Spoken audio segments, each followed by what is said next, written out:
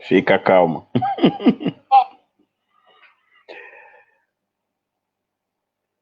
Então, boa tarde a todos. Estamos em direto aqui no Facebook. Hoje é o dia em que vamos estar com a professora Kátia e, como eu costumo a dizer, quem faz controlo da internet deve ser muito machista, porque sempre que temos uma mulher em linha, há problemas com a rede. Nós estivemos a fazer um ensaio com a professora Kátia, estava tudo bem, mas há bem pouco tempo o computador dela deu uma não sei que os brasileiros chamam uma pane, né? Mas nos próximos minutinhos ela já estará aí e vamos abordar o tema que se espera hoje, falarmos um pouco sobre a investigação científica laboratorial, as tecnologias produtivas e a sustentabilidade ambiental.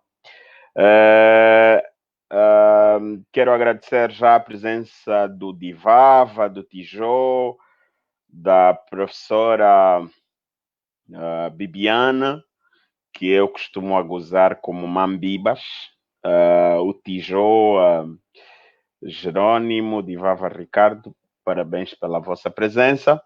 Mas hoje, dizíamos nós, vamos falar de um tema que está a ser muito discutido em épocas de Covid, por causa da primazia que se tem dado, da pouca primazia que se tem dado à investigação científica, ao valor dos laboratórios, uma vez que o mundo, a dado momento, decidiu canalizar muito poucos recursos para o desenvolvimento de tecnologias produtivas e até de defesa para situações como esta do Covid. Resultado, estamos aqui na luta para o encontro da vacina contra o Covid, mas os ensaios laboratoriais transcendem exatamente a produção de vacinas. Hoje por hoje, tudo o que nós vivemos e com que nos relacionamos decorre de alguma transformação que resulta de muitos anos de experiência. O que comemos, o que vestimos, sei lá, a utilização de recursos, a tecnologia que utilizamos e tudo, há por detrás variadíssimas horas em que cientistas concentram a sua atenção na busca de melhores soluções. Desde os tempos mais remotos que a ciência tem sido utilizada para bem da humanidade, é claro, muitas vezes mal utilizada, mas variadíssimos exemplos demonstram que se a ciência não tivesse evoluído como evoluiu hoje, quer o custo de contratação de mão de obra seria cada vez mais caro, os recursos para os sistemas de comunicação seriam bem mais caros, os transportes que utilizamos hoje não existiriam, ou seja, a ciência é, sim, um fator preponderante para a construção das sociedades. E então, hoje falar com a professora Kátia, queríamos muito partilhar aqui as suas experiências a nível da investigação científica, mas também com uma componente de sustentabilidade ambiental. Eu vi um vídeo que eu não sei se quem nos assiste viu, que fala da reutilização do lixo no Japão. E como é que eles, aquilo a que nós chamamos de lixo, como é que eles utilizam os resíduos sólidos a favor da produção de energia. Vi também um documentário da cidade de Nova York, em que um grande aterro sanitário foi transformado num jardim botânico, onde mais do que proporcionar prazer às famílias, também acaba por ser um polígono para a produção de oxigênio para a cidade de Nova York, que é muito famosa do ponto de vista da contaminação ambiental por causa da vida industrial e comercial à volta daquela cidade. Então, há variadíssimas experiências no mundo de um reaproveitamento de espaços mortos para não só dar vida, maior vida à natureza, mas também proporcionando ambientes de bem-estar para as diferentes sociedades.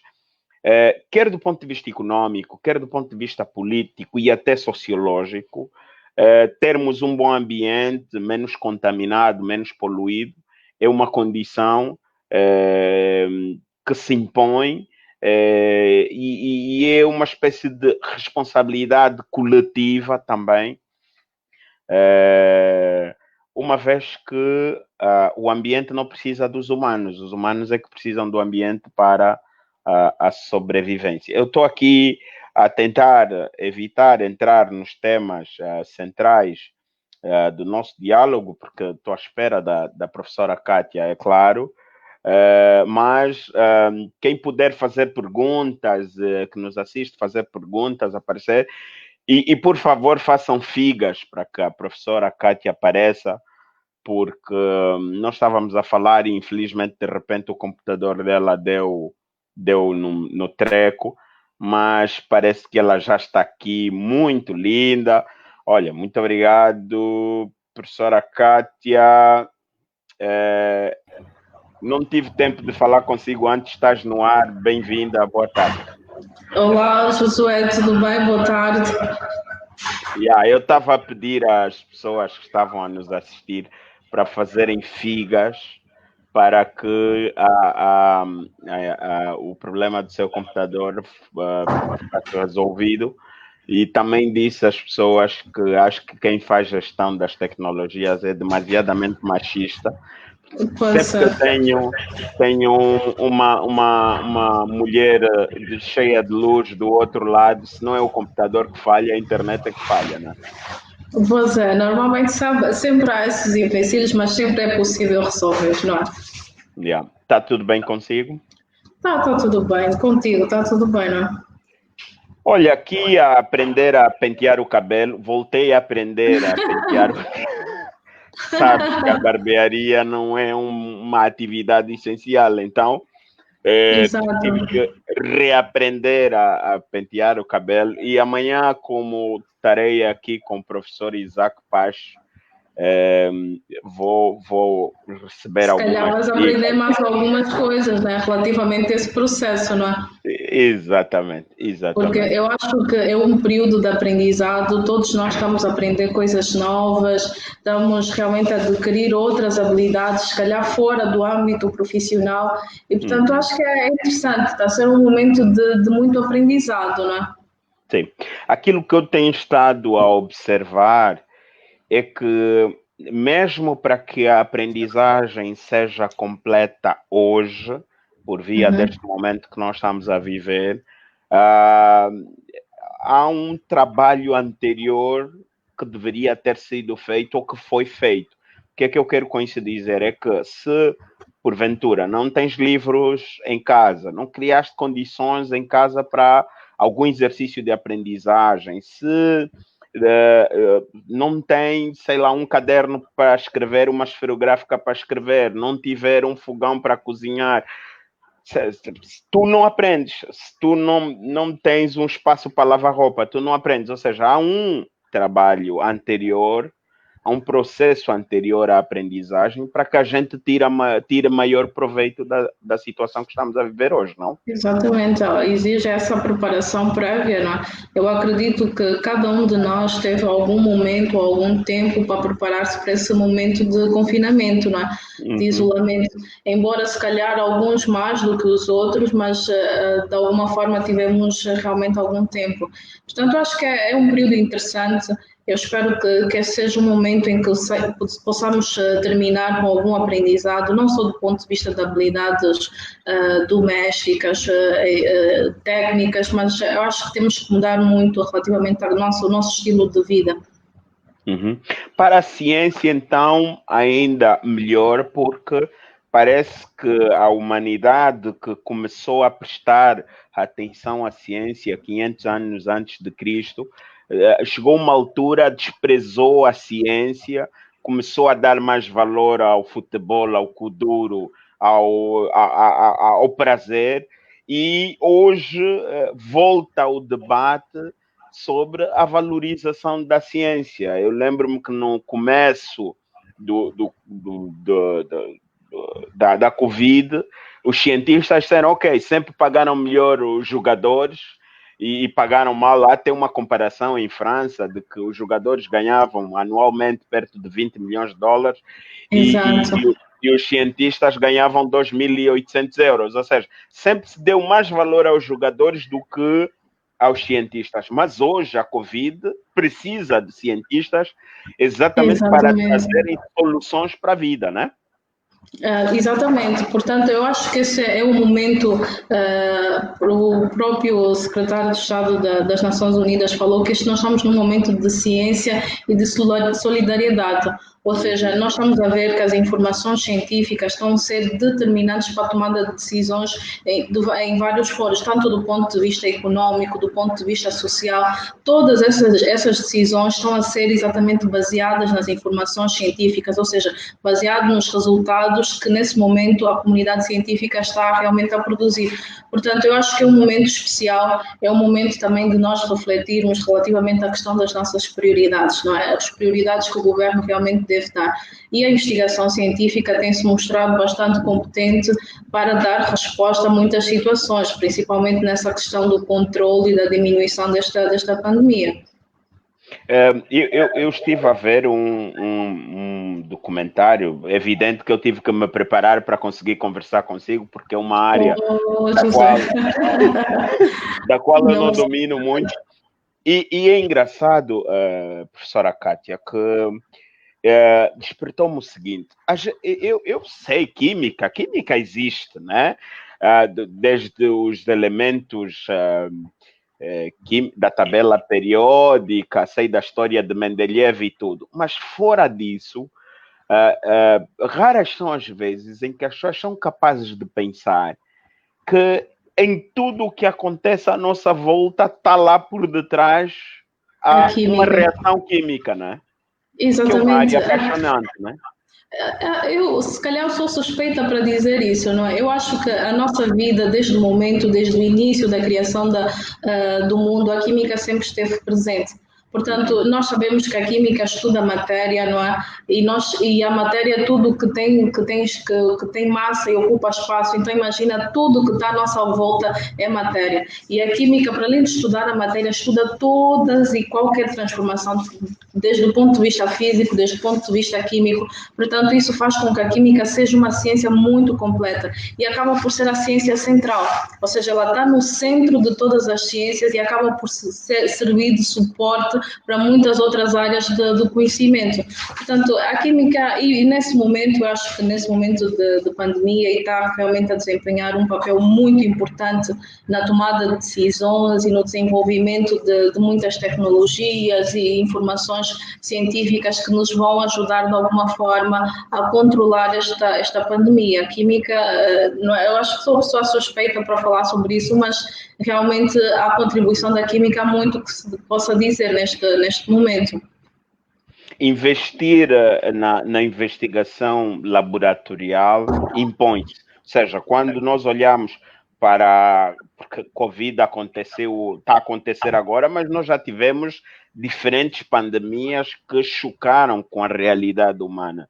E antes de apareceres, eu sugeria aqui que não é o ambiente que precisa do ser humano, é o ser humano que precisa do ambiente. Então, uma investigação laboratorial é função até para que haja garantias da sobrevivência humana, né?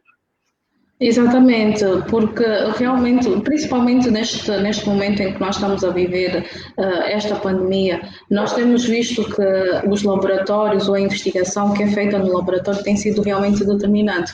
Nós estamos a viver um momento em que realmente nos foi tirado o direito da livre circulação, exatamente porque pouco se conhece sobre esse vírus e o pouco que nós sabemos é que realmente é um vírus que é altamente contagioso, ou seja, de fácil transmissão. E, portanto, há uma necessidade realmente de controlar esta doença, sabendo exatamente o número de pessoas infectadas.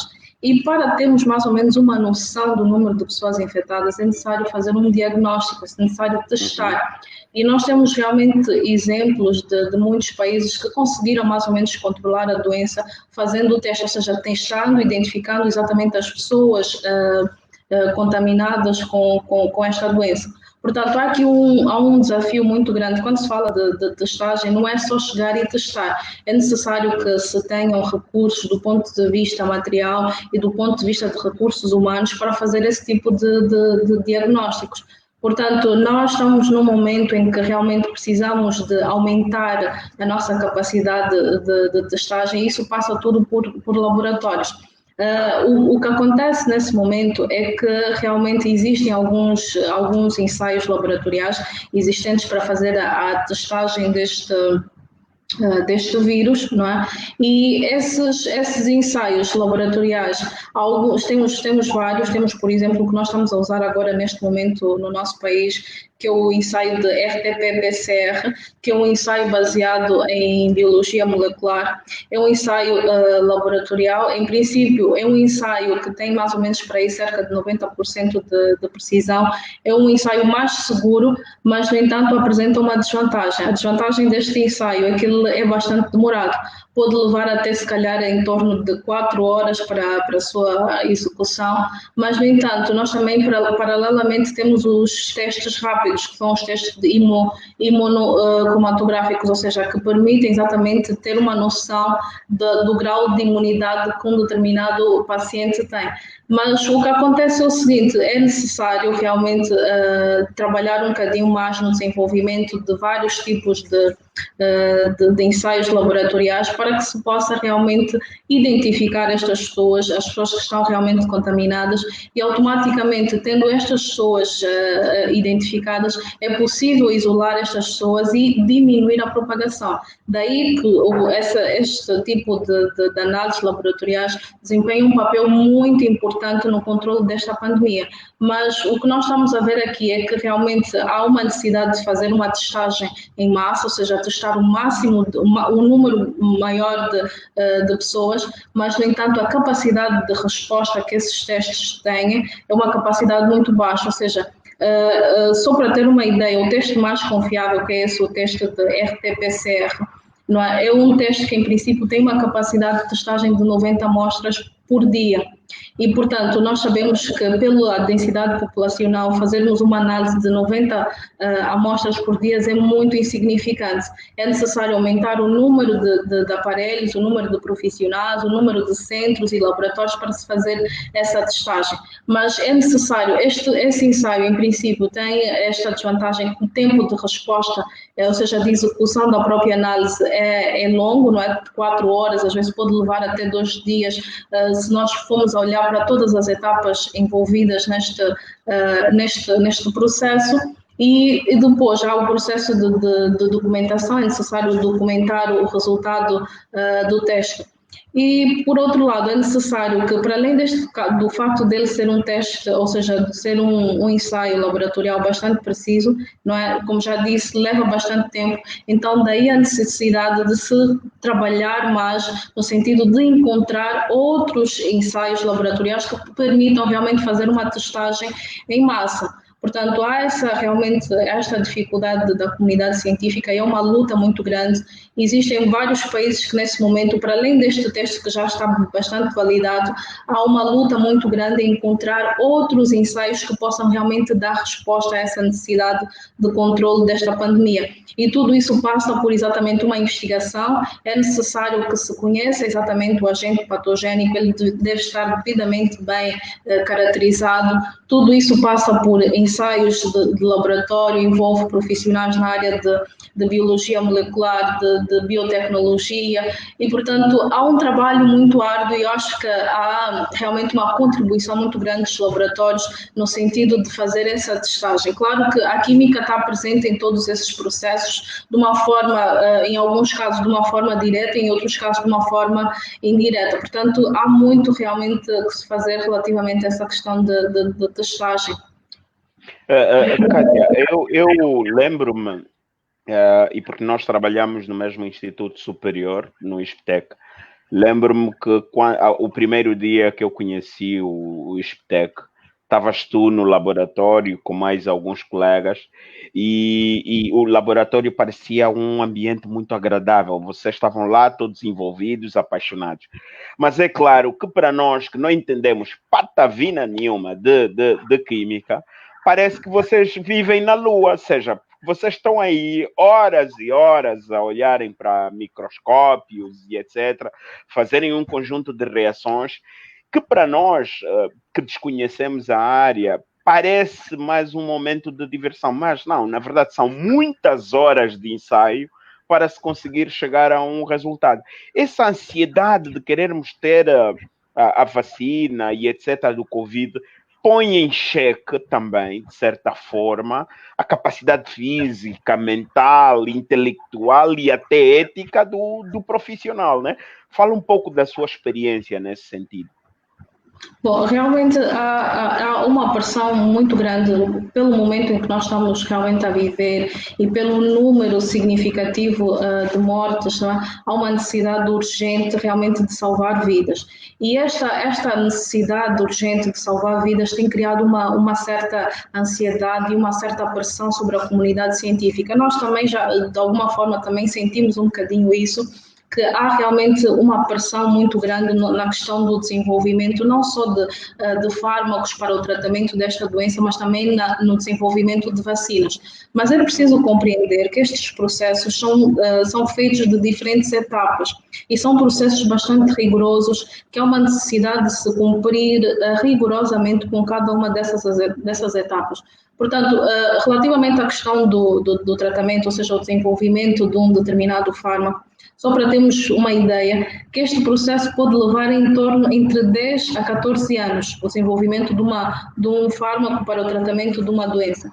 Mas no momento em que nós estamos a viver, em que realmente nós precisamos de salvar vidas urgentemente, muitas das etapas que estão envolvidas nesse processo de desenvolvimento de fármacos estão a ser realmente eliminadas, porque há uma urgência muito grande. E o que nós temos estado a reparar por parte das nossas autoridades, não é que eles querem resultados a todo o custo. E muitas das vezes o que é que a comunidade faz? Vamos falar relativamente à questão do desenvolvimento de fármacos. Nós sabemos que, por exemplo, para desenvolver um determinado fármaco para uma doença, o primeiro passo que tem que se fazer é fazer a identificação do agente patogénico, ou seja, nesse caso estamos a falar do vírus. Nós precisamos de conhecer o seu perfil genético, conhecê-lo, a sua estrutura e saber como é que ele realmente está constituído. Depois de sabermos isso, nós temos que ver exatamente que tipo de substância se encaixa nele, ou seja, que tipo de substância é capaz de desativar este vírus e impedir a sua ação dentro do organismo.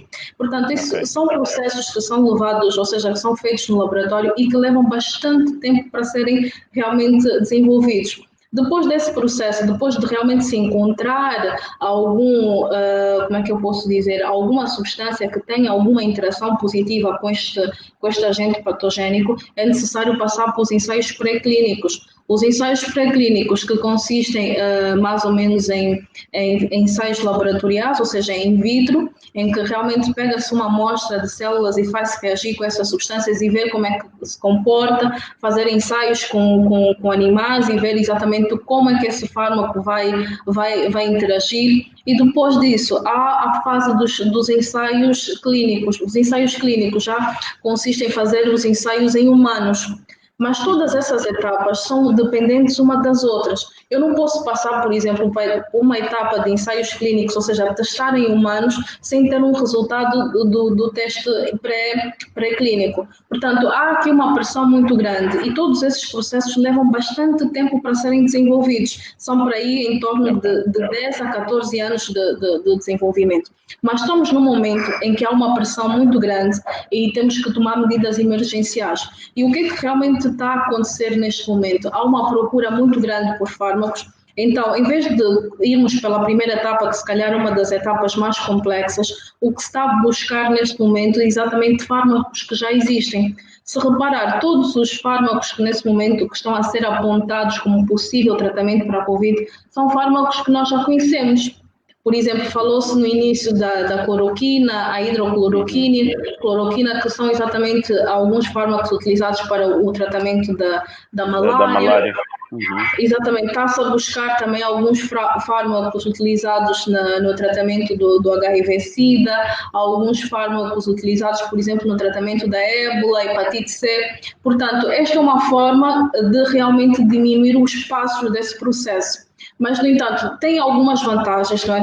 As vantagens desse processo é que realmente diminui o número de etapas, diminui o tempo de execução e automaticamente os custos também de desenvolvimento são menores. Menos etapas, menos recursos a serem utilizados, desde recursos materiais, recursos humanos, e automaticamente o custo deste processo acaba por ser um bocadinho menor. Mas o que nós realmente estamos a verificar é o seguinte, é que a comunidade científica está a fazer alguns ensaios destes fármacos e normalmente começa logo a fazer ensaios com humanos, mas faz numa amostra muito pequena. Por exemplo, começa por fazer com 2, 3 pacientes, há uns que vão fazendo com 100, 120 pacientes, mas o que acontece é o seguinte, essa é uma amostra muito pequena e insignificante para se realmente dizer que temos resultados consistentes. Mas o que é que nós vemos? Que é uma pressão muito grande relativamente neste sentido. As nossas autoridades pressionam demais a comunidade científica no sentido de apresentar resultados.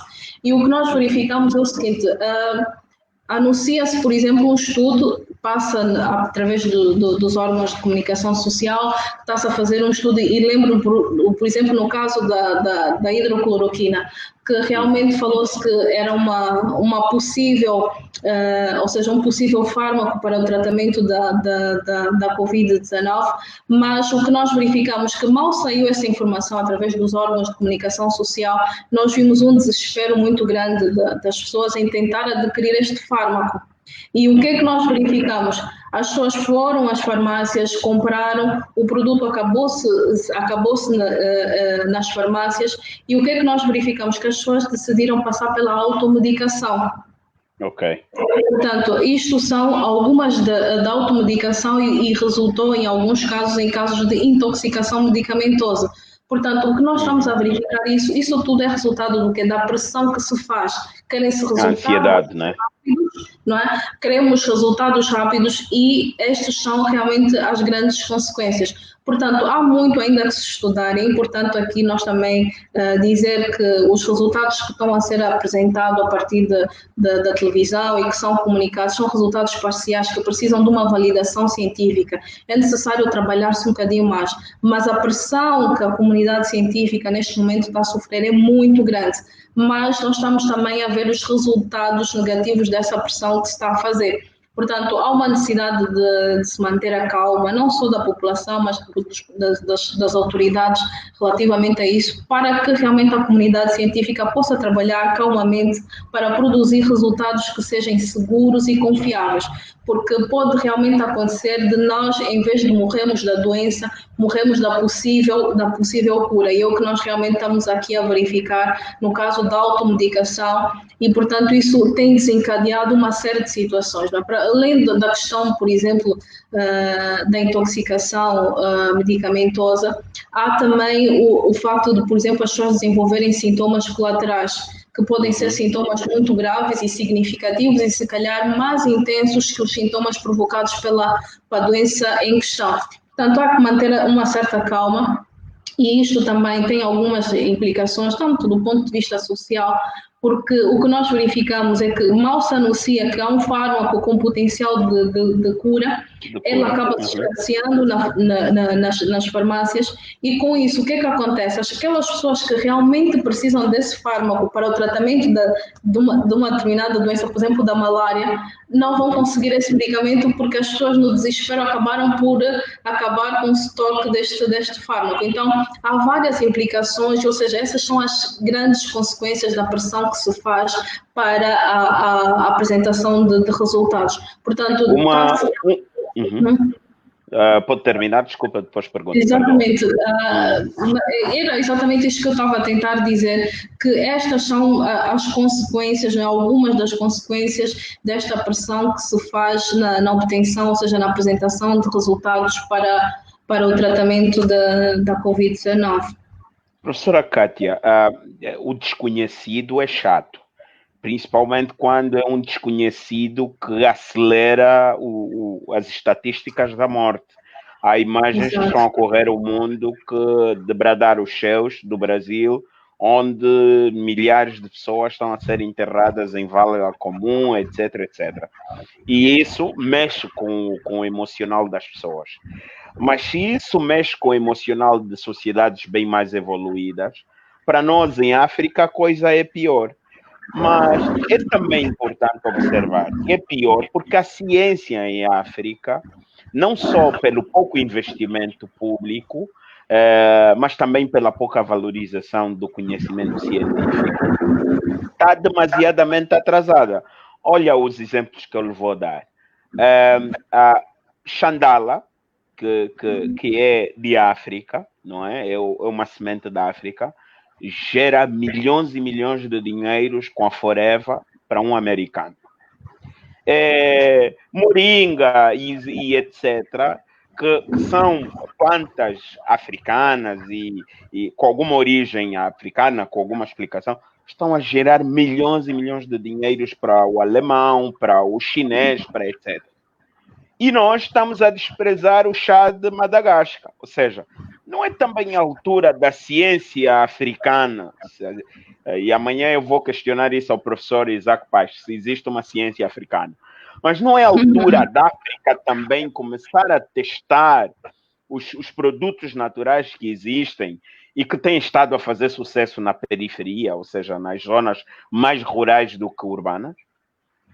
Sim, falta de dinheiro, é falta de vontade, é o que é? Bom, essa é uma questão bem polêmica relativamente à questão se é falta de vontade ou falta de dinheiro, não é? Mas o que eu realmente estou satisfeita, não é? Como uma pessoa envolvida na área de ciência, é que esta pandemia está a trazer aqui algumas respostas para muitas situações que nós fomos realmente vivendo ao longo do tempo. E eu acho que todo investigador tem realmente sentido um bocadinho isso na pele, quando realmente tem algum projeto para desenvolver e falta financiamento para a execução do projeto. E, portanto, é o momento em que nós estamos a ver a importância de nós desenvolvermos a nossa investigação internamente, em vez de estarmos a depender de outros países, ou seja, a depender da importação de tecnologias e de conhecimento. É o momento certo para nós começarmos realmente a apostar na produção de conhecimento a nível local. E o que acontece é o seguinte, no caso da medicina tradicional, e nós como africanos temos uma cultura, ou seja, temos uma história muito longa da medicina tradicional, ou seja, o uso de plantas para o tratamento, a prevenção e às vezes até para o diagnóstico de muitas doenças.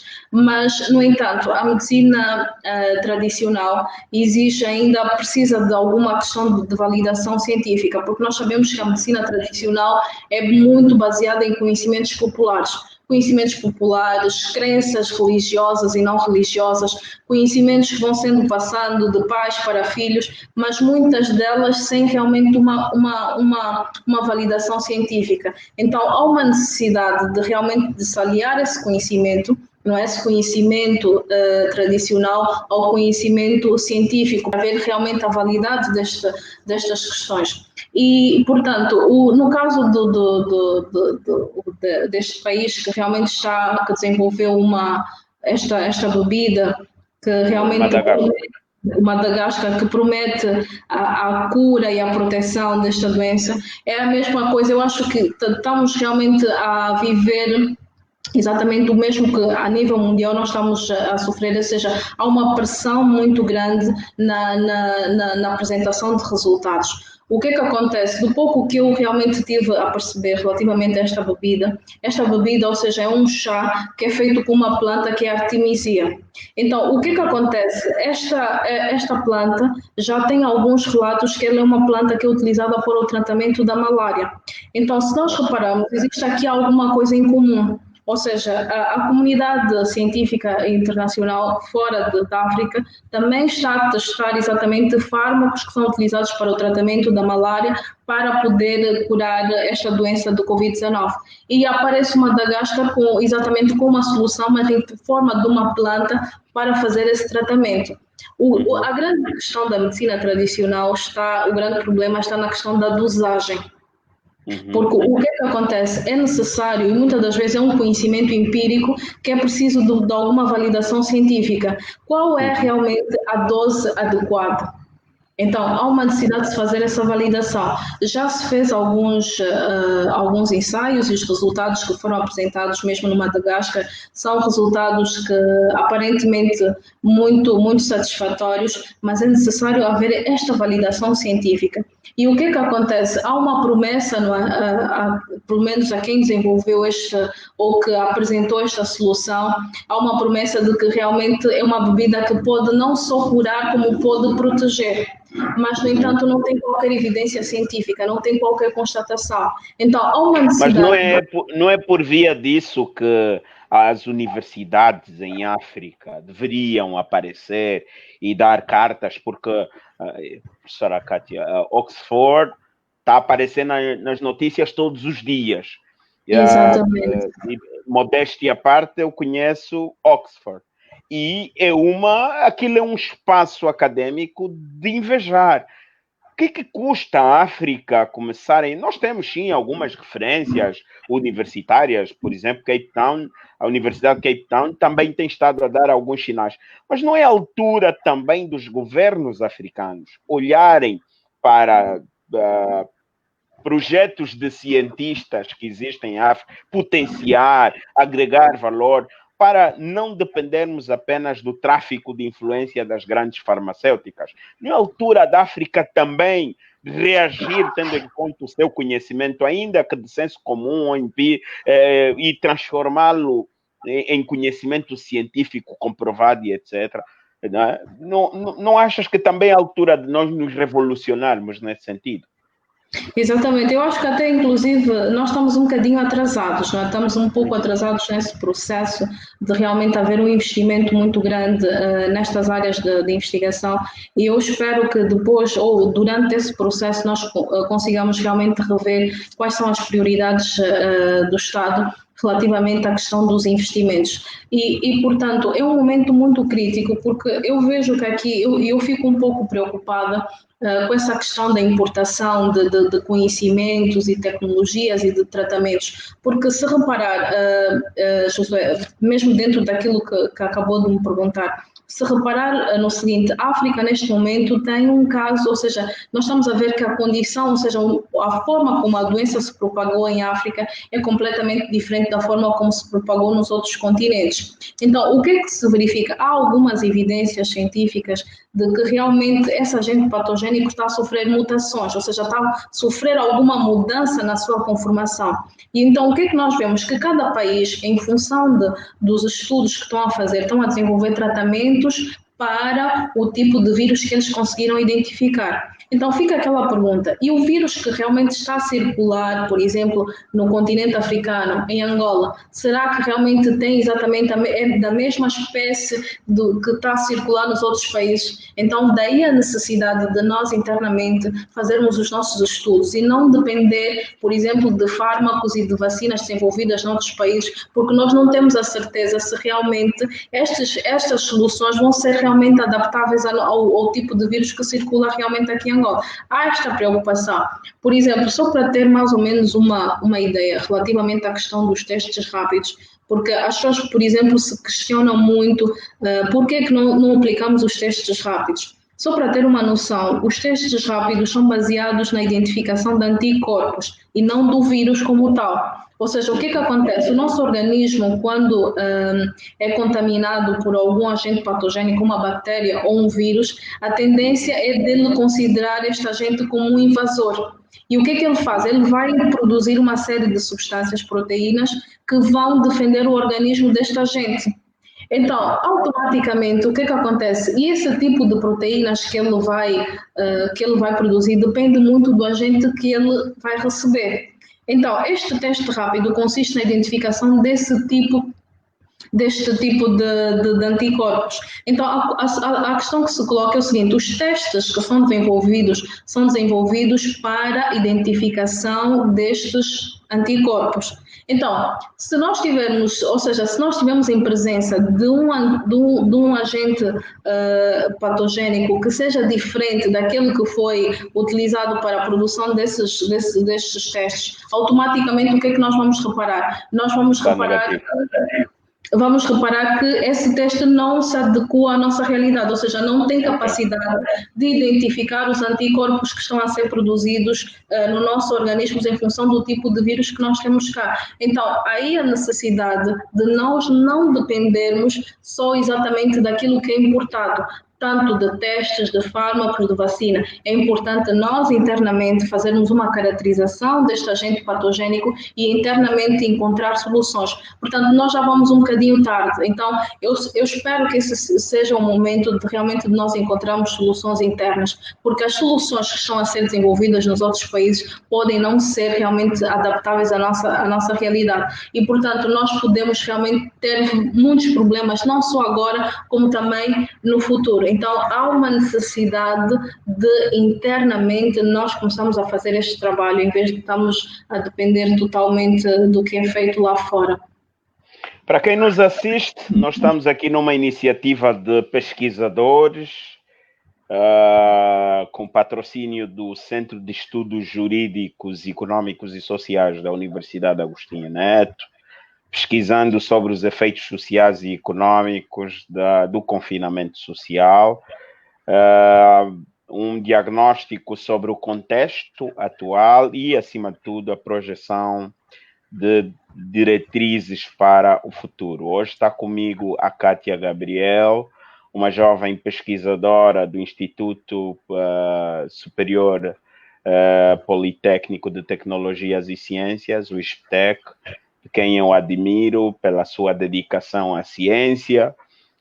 Aliás, quando nós combinamos para esta entrevista, ela dizia: olha, José, temos que ver bem, porque eu estou a trabalhar num projeto e tal, e laboratório, então ela é incansável, está quase sempre na dinâmica. Ela aí está aqui no grupo a professora Lilan, também tem estado a trabalhar em projetos de sustentabilidade ambiental, que também é um condicionalismo para a sustentabilidade humana, não é, Kátia? O que se passa aqui é que, se estamos verdadeiramente atrasados na ciência, esse atraso depois também se reflete na nossa condição social. Ou seja, muita gente bebe água não tratada porque não há reagentes, produção em massa de reagentes para o tratamento da água. Até hoje, nós não temos sementes a nível da agricultura capazes de dar resposta a uma agricultura familiar mais completa, mais com níveis de produtividade muito altos. Não conseguimos olhar para a quantidade de gado que nós temos e fazer cruzamentos que funcionam. Ou seja, a ciência, ela é precisa aqui em África, não? E em Angola, então, pior. Mas, ao mesmo tempo que temos que fazer essas descobertas novas, estamos também a desperdiçar muita matéria orgânica e não só, por via da ausência da reciclagem. O que é que queres falar sobre isso? Que também é a segunda componente da nossa conversa.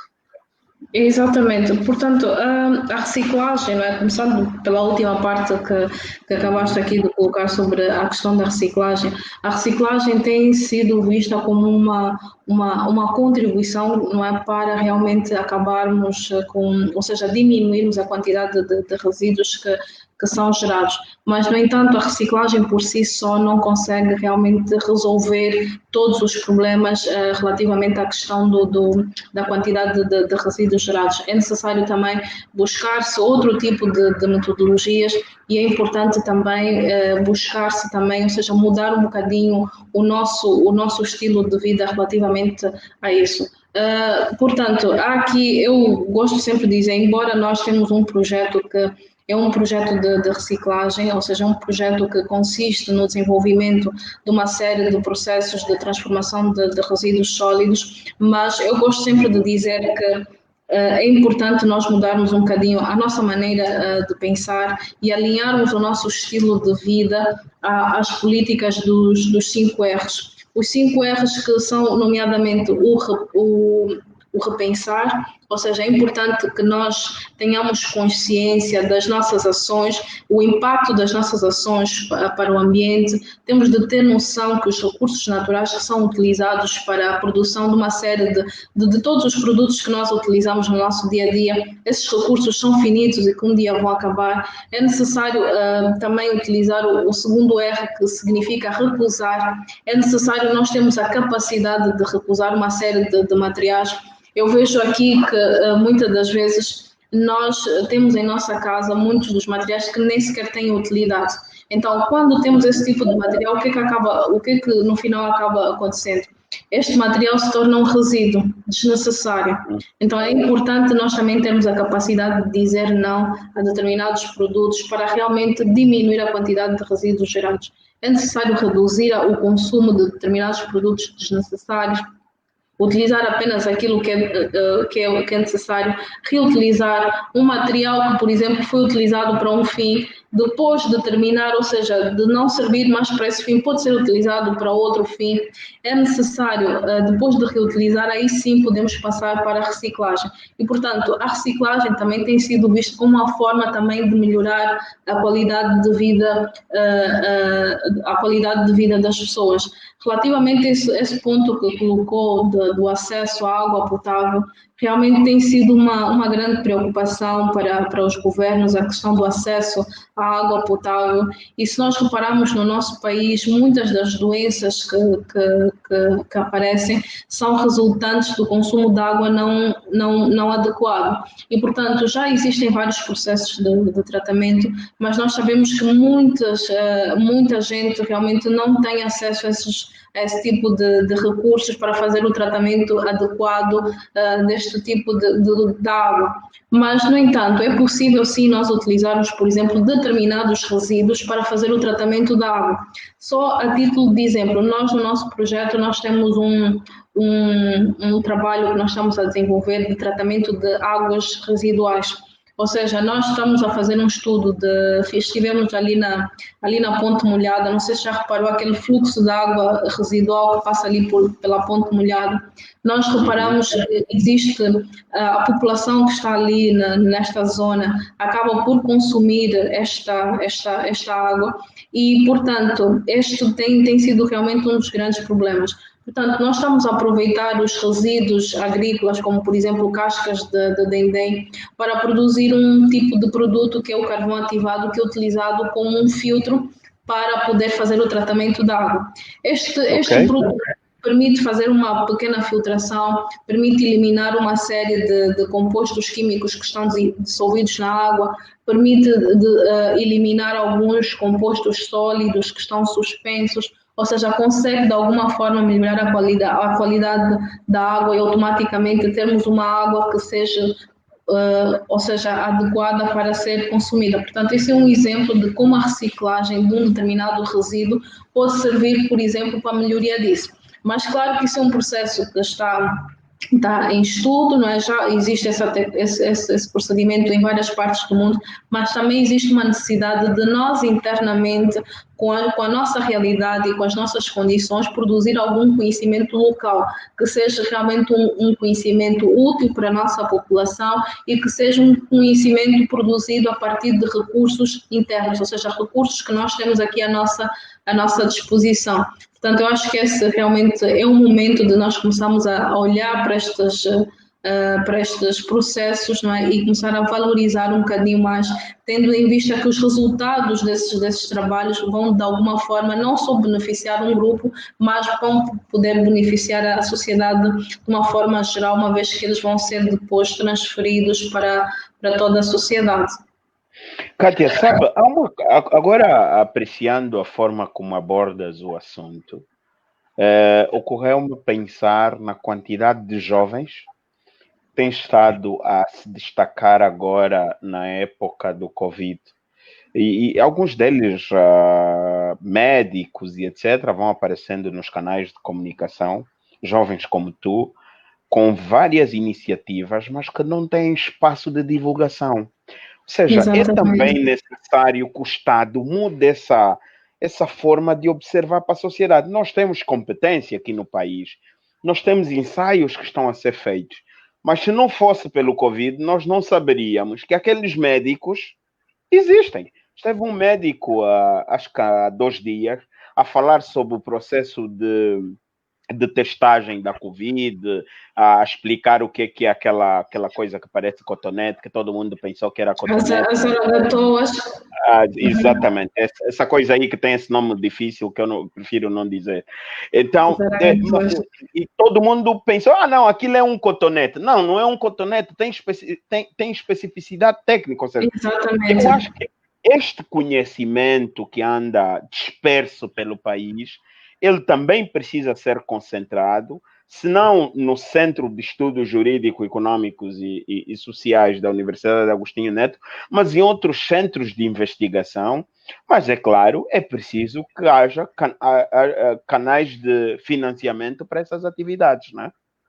Exatamente, é importante isso. Olha, é importante realmente se criar programas e editais para realmente incentivar isso. E nós estamos a ver, como disse muito bem, que esta época de Covid está a servir para nós realmente começarmos a ter uma noção do potencial intelectual que nós temos aqui internamente. Nós estamos realmente a reparar muitas iniciativas não só de profissionais que já têm uma certa experiência, mas também até de estudantes que estão a mostrar que aquele conhecimento que aprendem em sala de aulas e estão a tentar transformar e aplicar este conhecimento para a produção de tecnologias e soluções para ajudar nesta luta da Covid-19. Portanto, é importante reunir estas pessoas e nós já temos visto até grupos da sociedade civil, grupo de profissionais que se juntam para criar soluções. Portanto, isso é muito bom. Nós já conseguimos ter uma ideia que no país nós temos realmente pessoas capazes de desenvolver soluções, mas é necessário haver uma aposta nessas soluções. Então, é necessário ver qual o melhor meio. Porque o que nós reparamos é que muitas das vezes essas pessoas não têm um espaço apropriado para fazer a divulgação desses conhecimentos e muitas das vezes não têm um financiamento adequado para que realmente essa ideia seja reproduzida. O que nós vemos é que muitas das vezes eles sem recursos, o que é que eles fazem? Vão às redes sociais, mostram o trabalho que estão realmente a desenvolver, mas é necessário haver um órgão que realmente vai chamando, eles têm que saber que existe um órgão na qual eles podem apresentar o projeto e automaticamente esse projeto ser avaliado e ser, consequentemente, financiado também, não é? Exatamente, ser financiado. Existem alguns países que, mesmo nesta época, tendo em conta que existe esse potencial intelectual da sociedade civil, existem alguns países que estão a elaborar concursos que visam exatamente apoiar esse tipo de iniciativas, esse tipo de projetos, projetos para a criação de soluções tecnológicas e não só, de formas a apoiar e fazer com que realmente esses projetos consigam realmente ser desenvolvidos e ser concretizados. Portanto, isto é um exemplo daquilo que realmente se pode fazer. Em vez de nós verificar... Sim. Uhum. Não, podes Em vez, acabar o em pensamento. vez de nós verificamos isso que está realmente a acontecer, este grupo de pessoas produz algum conhecimento e tem de estar a mendigar, a pedir financiamentos sem saber realmente de onde vem a ajuda. Tem que existir um departamento próprio para realmente avaliação desse tipo de projetos. Mas tem que haver algum investimento, não é? Para que realmente se consiga. Eu acredito, havendo este departamento que realmente recebe essas ideias, eu acredito que isso vai servir de incentivo para que as pessoas realmente consigam desenvolver as suas ideias e apresentar soluções. Não é? Até porque um país que não valoriza a ciência, e valorizar aqui não é só com recursos financeiros, mas um país que não olha com paciência para a ciência, é um país falhado, né? Sem investimento não há como 10 anos a produzir um fármaco. Implica o técnico estar horas e horas a trabalhar, precisa ter sustento e etc. E então, quem não investe em 10 anos não tem como viver da patente de um fármaco publicado ou vendido, não é? Exatamente, isso realmente é um investimento que deve começar logo desde o início. Não é exatamente no momento em que nós estamos a viver uma pandemia que nós vamos realmente fazer esse tipo de investimentos. Então, eu acho que é momento de realmente refletirmos e nós estarmos preparados para os desafios do futuro. Portanto, nós estamos a viver um momento de muita urgência e se repararam um interesse muito grande das duas partes, ou seja, por parte do próprio governo e por parte da comunidade científica em encontrar realmente soluções. E vemos que como há esta ameaça, as pessoas sentindo que existe essa ameaça, então os financiamentos vão aparecendo. E nós estamos a viver um momento que nós estamos a ver que é um momento realmente muito especial, que eu nunca vi tanta produção de conhecimento como esse, momentos de pandemias, de epidemias, mas há realmente uma necessidade de haver um investimento anterior, não é agora que nós vamos realmente à procura disso. Claro que agora já temos essa noção de que há uma necessidade de nós nos prepararmos para os desafios do futuro para que realmente consigamos ter um controle desse tipo de situações e ter soluções internas. Kátia, tu sonhas? Tu tens, tu tens sonhos em relação a esse país? Eu realmente tenho sonhos, não é? Já tive mais, claro que com o passar da idade eu vou tendo um bocadinho mais de noção da realidade, mas tenho sonhos sim, eu sonho realmente, eu vejo que nós temos um país com muitos recursos e que realmente pode fazer toda a diferença, mas há uma necessidade de uma aposta muito grande, de uma mudança na questão das prioridades do próprio governo, relativamente àquilo que é o essencial para realmente garantirmos um futuro melhor para todos os angolanos. Mas eu realmente tenho fé e sonho com um país melhor, um país em que os jovens possam realmente estudar com qualidade, com instituições, com qualidade de ensino, com os recursos todos à disposição para poder transmitir e produzir conhecimento com qualidade. Então, eu tenho este sonho, eu acredito que um dia vamos chegar lá.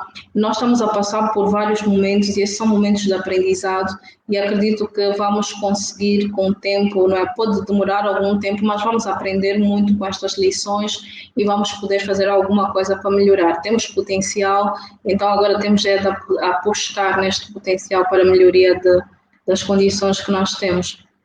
Um sonho a ser realizado para um país melhor, há necessidade de todos nós, na interdisciplinariedade e na multidisciplinariedade, sermos cada vez melhores naquilo que fazemos.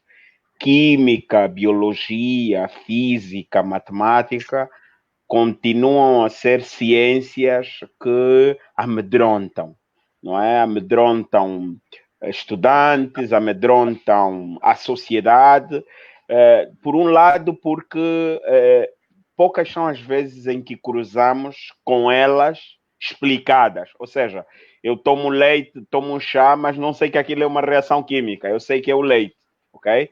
Mas também um pouco por causa de uma história contada da complexidade dessas disciplinas.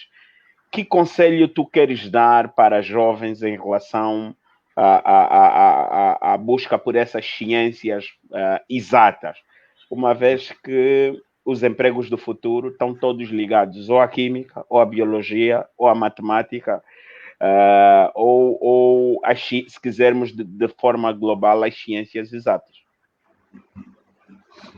Bom, exatamente. Estas são realmente ciências para o presente, para o futuro, e, portanto, há que realmente primeiro as pessoas têm de se identificar com a ciência. É importante que as pessoas façam aquilo que realmente gostam. Eu fui para esta área de conhecimento porque eu me identifiquei. Eu senti que a química podia dar resposta a muitas das questões que eu tenho, com muitas dúvidas sobre a origem das coisas, e, portanto, eu me identifiquei. Eu achei que realmente essa era a ciência certa para eu poder estudar. Mas o que acontece muitas das vezes, os incentivos a fazer este tipo de cursos passa exatamente com a informação que é passada para essas pessoas. Há uma necessidade realmente de melhorar uma questão que é a qualidade do ensino. É importante que essas ciências são realmente complexas, mas é importante que elas sejam transmitidas com clareza, com exatidão, e é importante aliar a teoria e a prática e mostrar a aplicação destas ciências do ponto de vista prático, do ponto de vista cotidiano. Como é que como é que com o conhecimento destas áreas nós podemos resolver e entender muitas situações do dia a dia? Portanto, a partir deste conjunto de informações, nós estamos em condições de realmente motivar, não é, os jovens a enveredarem por esta área, ou seja, a escolherem estas áreas para a sua formação. Portanto, eu, como professor, eu sinto realmente que consigo, de alguma forma, transmitir este gosto, porque realmente consegui descobrir que quando eles começam a ver que este conhecimento serve para entender muito de muitos dos fenómenos que acontecem no nosso dia a dia, eu começo a ver que o interesse nessas áreas começa a aumentar. Então, há uma necessidade de realmente se apostar no ensino de base com qualidade, aliar a teoria e a prática para que realmente eles consigam compreender a aplicação e a importância dessas ciências. Acho que a partir deste momento nós vamos conseguir realmente ter bastantes jovens dedicados a essas ciências que são realmente fascinantes e nos ajudam a compreender muitas coisas que acontecem no mundo. De quando, em vez de dançar com o duro, parece muito mais difícil do que fazer ciência, né? Pois é, depende muito daquilo que nós realmente gostamos. Eu acho que quando nós gostamos de alguma coisa, nós fazemos com prazer. Portanto, eu olho para a química, eu gosto da química e eu gosto das respostas que ela me dá e do entendimento que ela realmente me dá. E eu faço com gosto.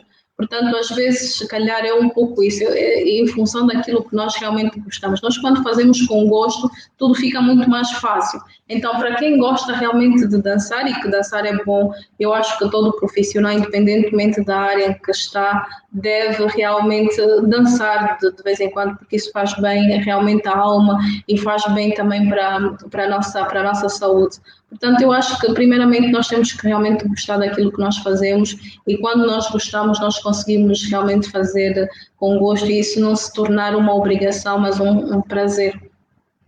Um grande prazer, e é com prazer também que agradecemos a sua participação nesta iniciativa. Eu quero agradecer o convite, não é? É um desafio, mas estamos aqui, cada um de nós a contribuir naquilo que pode para o bem do país e do mundo, Kátia. Exatamente. Eu agradeço, não é? Agradeço esse convite por estar a fazer parte deste programa e falar um bocadinho sobre os efeitos deste confinamento. Acho que foi uma experiência boa e realmente quero aqui aproveitar para dar os parabéns, que realmente todos os programas que foram passando foram realmente muito bons, produtivos. Espero também que tenha passado alguma informação útil, que as pessoas realmente possam, de alguma forma, ter algum entendimento sobre aquilo que se está a passar e da necessidade urgente de nós apostarmos na ciência e na tecnologia interna, não é? De apostarmos exatamente nos recursos humanos que nós temos internamente. Isso é uma verdade e, como eu já disse, nós não apostamos na ciência em princípio, estamos a perpetuar as nossas desgraças e cada vez mais atrasar o país. Kátia, muito obrigado. Em nome da equipa que está por detrás dessa iniciativa, nós agradecemos o seu voluntariado. Para quem nos assiste, nós estamos aqui numa iniciativa de pesquisadores em torno dos efeitos sociais e econômicos do confinamento social, um diagnóstico sobre o contexto do Covid ou da Covid hoje e também uma espécie de projeção de diretrizes para o futuro. Hoje falamos um pouco sobre ciência, laboratório e ambiente com a professora Kátia e nosso desejo foi entender o que está por detrás de toda esta dinâmica. Amanhã vamos estar com o professor Isaac Paz para falarmos sobre o ensino, a educação, digo, e as novas tendências pedagógicas. Kátia está convidada a estar conosco amanhã. Com certeza, estarei presente. Como sempre. E vai ser um prazer. Obrigado para si, um abraço e até a próxima, Kátia. Muito obrigada. Fico bem. Bom, então dizíamos nós que estaremos então amanhã com o professor Isaac Paz para o bem do país e do mundo. Um abraço a todos. Bom final de tarde. Estamos juntos. Um abraço.